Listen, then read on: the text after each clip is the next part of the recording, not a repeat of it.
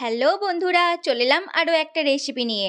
আজ তোমাদের কাছে চিকেন ঘুগনি রেসিপি শেয়ার করছি। তাহলে চলো শুরু করা যাক। প্রথমে কুকারের মধ্যে আগে থেকে ভিজিয়ে রাখা মটর কলাই, পরিমাণ মতো লবণ, 1 চামচ হলুদ গুঁড়ো দিয়ে সিটি দিলাম। এবার কড়ার মধ্যে কিছুটা তেল দিয়ে কেটে রাখা আলু 1 চামচ হলুদ গুঁড়ো দিয়ে ভেজে নেব। ভাজা হয়ে গেলে কড়ার মধ্যে সামান্য তেল দিয়ে শুকনো লঙ্কা, তেজপাতা, গোটা গরম মশলা, কুচিয়ে রাখা পেঁয়াজ, 3-4টে কাঁচা লঙ্কা, টমেটো কুচি, 1 চামচ চিনি, আদা রসুন বাটা দিয়ে ভেজে নিলাম।